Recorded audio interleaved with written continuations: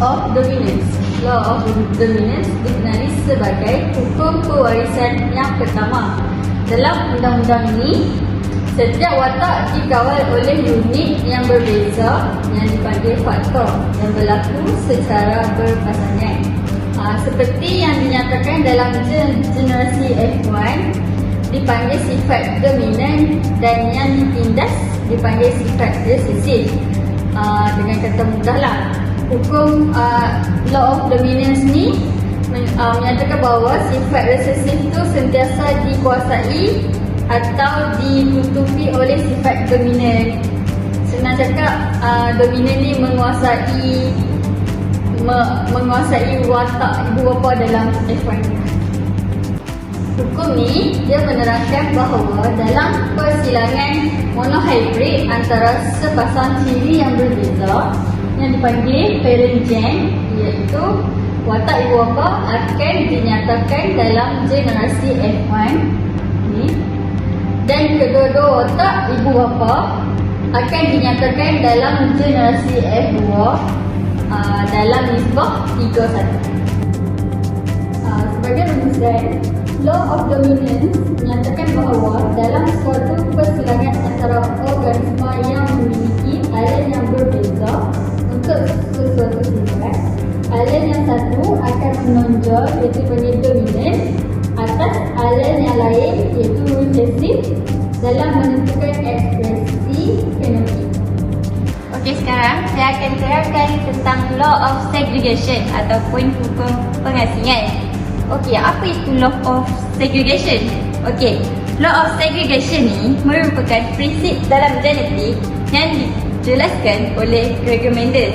Prinsip ni menggambarkan macam mana alen-alen dari satu gen terpisah semasa pembahagian sel gamet melalui meiosis dan kemudian pasangan alen dipisahkan ke dalam sel-sel tersebut. Seterusnya, law of segregation juga menyatakan bahawa setiap individu memiliki dua alen untuk setiap gen, satu daripada ayah dan satu lagi daripada ibu. Oleh itu, konsep ini menjelaskan kenapa keturunan memiliki variasi genetik.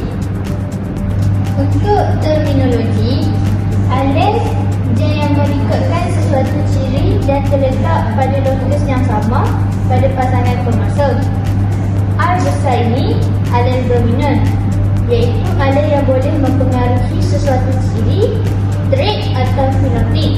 Manakala R kecil ini alen resesif, iaitu alen yang menunjukkan cirinya fenotip apabila kombinasi alen yang sama, iaitu dipanggil homozygote. Semasa meiosis pertama terbentuk, alen diasumkan mengikut genetik parent cell, iaitu dominan dan resesif.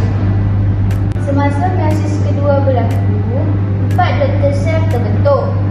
Masing-masing berbeza genetik daripada parent cell dan antara daughter cell, mempunyai separuh bilangan kromosom haploid daripada parent cell diploid. Ini diploid, manakala 4 yang terbentuk ini adalah haploid cell. Sebagai rumusan, konsep ini menjelaskan mengapa keturunan memiliki variasi genetik yang dapat muncul ketika pasangan alen yang berbeza digabungkan semula semasa persenyawaan. Oleh itu, law of segregation ini merupakan pemahaman bagi pewarisan sifat, genetik dan variasi dalam populasi organisma. Sekarang saya akan menerangkan tentang law of independent assessment. Apa itu law of independent assessment? Law of independent assessment ialah merujuk kepada semasa pembentukan gamet, pasangan alen yang beza pada lokus gen yang berlainan akan mengasingkan diri secara bebas dan tidak akan mempengaruhi alen-alen pada lokus yang lain. Dengan kata lain, pasangan alen pada gen yang berlainan dia tak akan kacau pada alen yang ada gen yang lain. Okay. Law of independence ini juga merujuk kepada pewarisan sifat genetik yang mana dia menghubungi pembahagian bebas pada sel gamet, iaitu semasa pembentukan sel gamet melalui proses meiosis, alen-alen pada lokasi yang berbeza akan mengasingkan diri secara bebas, yang bermakna cara alen tertentu pada satu pasangan kromosom dipisahkan, tidak bergantung kepada cara alen pada pasangan kromosom yang lain. Seterusnya, ia juga merangkumi tidak ada pengaruh pada silang alen, yang mana pembahagian alel-alel pada satu pasangan gen tidak dipengaruhi oleh pembahagian alel-alel pada gen yang lain. Alel-alel ciri yang berbeza dapat diwarisi secara bebas tanpa bergantung pada satu sama lain. Seterusnya, law of independent association menyumbang kepada kepelbagaian genetik, iaitu hukum pembahagian bebas memberikan penyumbangan utama kepada kepelbagaian genetik dalam populasi. Oleh kerana alen-alen dapat bergabungkan secara bebas dan tanpa ketergantungan terdapat pelbagai kombinasi alen yang mungkin terbentuk dalam keturunan. Akhir sekali, penerangan melalui Punnett Square, iaitu konsep hukum pembahagian bebas sering diilustrasikan menggunakan Punnett Square jika melakukan persilangan dehydrate. Dalam kisah ini, alen-alen dari dua pasangan gen berbeza dapat disusun dalam kotak Punnett untuk memperlihatkan kemungkinan kombinasi alen dalam keturunan.